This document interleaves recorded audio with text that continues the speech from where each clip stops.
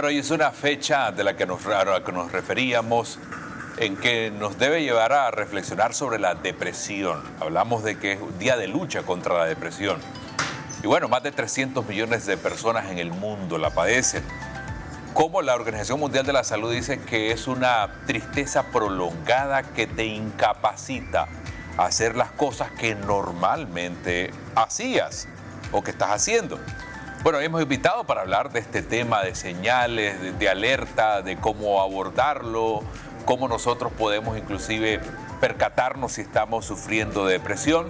Hemos invitado al licenciado Arcángel Blanco, que es psicólogo clínico, para darnos una idea de cómo esta enfermedad inclusive puede estarnos afectando, y no solamente afectar a uno o varios miembros de la familia. Si uno de la familia está afectado, probablemente todos lo vamos a estar indirectamente, ¿verdad? Bienvenido, un placer tenerlo por acá con nosotros. Muchas gracias, buenos días por la invitación, ¿verdad? Sin duda un tema de gran relevancia, darle la conciencia sobre este tema, trabajar, digamos, un tema tan delicado que muchas veces parecerá un tabú, pero es una realidad que viven muchas personas, ¿no? Principalmente cuando la depresión lleva al suicidio, cuando ya es algo tangible. Y no solamente, alguien me decía un paciente, esa depresión es puro miedo, dice, es con puro cuento para que le paguemos a los psicólogos y a los psiquiatras, dice. Ajá. Hasta que una vez llegó a la consulta y me dijo, mi tío se suicidó por depresión. Entonces, la depresión creemos que solo es un cuento hasta que lo vivimos en carne propia o perdemos a un ser querido por eso. Realmente es algo bien triste, pero qué bien que el canal, ¿no?, de un espacio para hablar de este tema. Ahora, hay distintos tipos de depresión. ¿Se han identificado distintas manifestaciones? Así es, la depresión se puede presentar de diferentes maneras según el Manual Diagnóstico de los Trastornos Mentales, que es el DSM-5. Está la depresión mayor, ¿verdad?, que es una depresión que incapacita a la persona en su diario vivir a nivel funcional. Tiene muchas pérdidas de intereses, lo que antes le parecía placentero, ¿no? Comienza a perder ese interés, tiene disfuncionalidad a nivel laboral, a nivel social, a nivel emocional, a nivel cognitivo, le cuesta concentrarse, tomar decisiones, responder ante diferentes problemas que antes lo hacía sin ningún problema. Aún afecta su condición física, su salud física, porque la persona empieza a somatizar la enfermedad, el trastorno, ¿no? La depresión llega aún a bajar el sistema inmunológico del ser humano, porque las conexiones nerviosas entre el cerebro, el cuerpo y el sistema inmunológico no trabajan correctamente. De acuerdo. Aumenta el nivel del cortisol, de la noradrenalina, de la adrenalina. Entonces todo esto no solo afecta a nivel psicológico, sino a nivel físico y a nivel, digamos, médico también. Doctor, ahorita que está hablando del tema de cómo incapacita, yo no creo que haya tenido alguna situación de depresión, pero sí, por ejemplo, de estrés. Sí. Ese estrés que también uno no funciona, o sea, no puede absolutamente. Hay un desánimo también, Claro. Hay un parecido por lo que usted alcanzó a describir. Ahora, situaciones que pueden producirnos cierta tristeza, ¿ya?, que nos pueden llevar a tomar decisiones o a evitar, digamos, situaciones, pero después a los 2 días o al día los superamos y hacemos nuestra vida cotidiana, es una tristeza común. Ajá. ¿Ya? Claro. La depresión es crónica. Es crónica. Persiste durante el tiempo. No hacemos las cosas ya no por un día, sino por una semana, por un mes. Y puede persistir hasta por 6 meses o más todavía. No, y es increíble, doctor, como mucha gente que padece de la depresión te dice, ¿sabes qué? No me puedo levantar de la cama, no tengo fuerza ni las ganas para hacerlo, y ellos sienten como que están atados a su cama, y es real, y convivir con estas personas a mí yo lo único que yo puedo decir de esta enfermedad es que tiene muchas caras. Tiene caras tristes, tiene caras alegres. Estábamos hablando también la otra vez sobre las personalidades histriónicas, que uno dice que es una personalidad explosiva, pero también detrás de esa personalidad histriónica pueden venir muchos problemas de depresión. El problema es que yo en lo personal siento que es bien difícil de identificar, como que yo diga justo pastor tiene depresión. ¿Pero por qué? ¿Viene triste? No. ¿Viene alegre? Sí. Entonces, como que te confunde un poco, pero ¿cuál sería la manera correcta o el eje o ese factor que te diga, ¿sabes qué?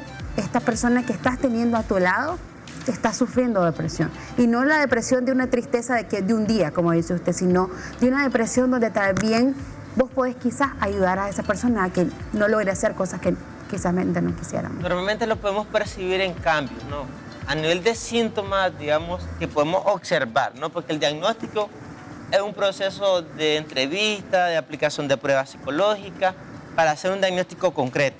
Pero hay síntomas de alerta, podemos decir así, que nos llevan a decir posiblemente, nunca hay que etiquetar a la gente y decir, tenés depresión, porque aunque no la tenga, se la va a creer. Claro. Entonces, mejor podemos observar ciertos signos o síntomas que podemos nosotros considerar que pueden ser relacionados a la depresión.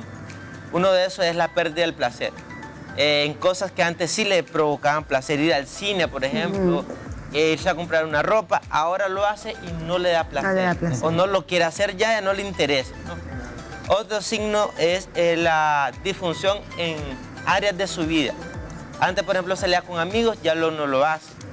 Prefiere estar encerrado en el cuarto todo el día. Evita, digamos, expresar sus emociones, otro síntoma.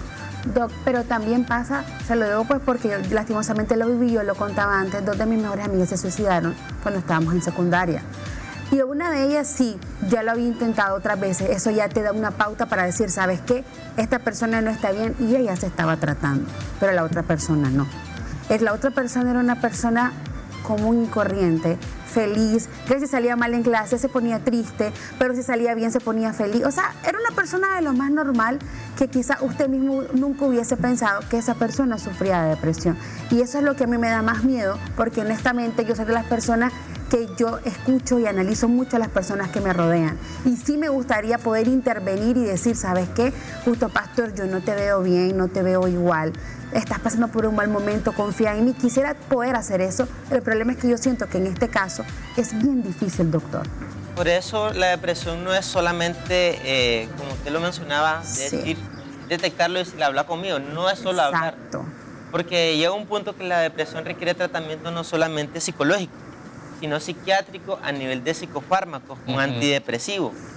En este caso, el ejemplo que daba es relacionado a otro tipo de depresión, que es una depresión distímica, una persistente, que es la persona que puede ser algo funcional, pero realmente está viviendo con la depresión. Ay, y es persistente porque intenta mejorar y persiste la depresión. Ay, qué triste. Ahora, una pregunta, lo interrumpo rapidito.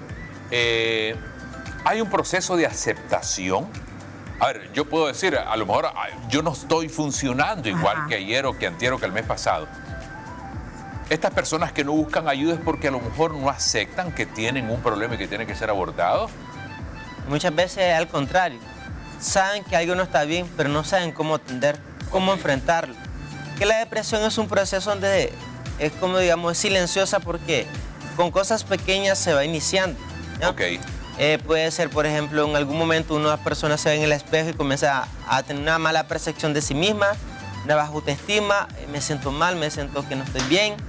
Después viene otra persona y te dice, no, mira, estás así de peso. Y uno, sí, verdad, estoy así de peso. Es como muy silencioso. Y cuando nos damos cuenta, nos sentimos desanimados, nos sentimos decaídos y comenzamos silenciosamente a caer en la depresión sin darnos cuenta. Doctor, una cosa importante, de ahí entonces que muchas veces nosotros cuando las personas se suicidan decimos, la causa fue esto, pero no revisamos que esa persona a lo mejor tenía años de padecer de depresión. Y tal vez silencioso, y que el detonante no fue ese, pues. Doc, también yo he escuchado mucho que la depresión es hereditaria.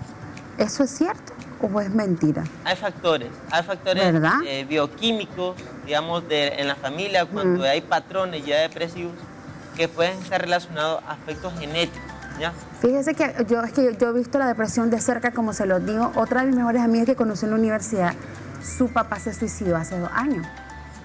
Y lastimosamente la mamá de él también se suicidó por depresión. Y su hermana también. Entonces cuando yo llego a este sitio y ella comienza a contar, yo no lo podía creer. ¿Verdad? Yo no podía creer que ellos ya traían una historia con la depresión y con el suicidio. Y ella me dijo, Ale, lastimosamente esta enfermedad es hereditaria. Y yo me quedé, ¿será que la depresión se puede? Ya sabes, como no es una enfermedad de sangre, que se la pasa genéticamente a alguien, Por eso me quedé con la curiosidad desde hace 2 años y hoy me la va a aclarar. Ahora, pero hay patrones psicológicos, ¿no? ¿Verdad? Si vos ves que tu mamá se suicida, Ay, qué horrible. algo te tiene que marcar. Ya, de acuerdo. Y desde ahí hay un patrón, más que, digamos, biológico propiamente, es como que hay patrones, ¿no? Si vos ves que tu mamá se suicida, lamentablemente no va a andar bien. Y ahí ya quedaste marcado, podemos decir de esa manera. Y hay un patrón muchas veces que se va heredando, no biológicamente, en gen, pero hay patrones. Igualmente hay factores biogenéticos, ¿no? Que pueden estar relacionados un poco.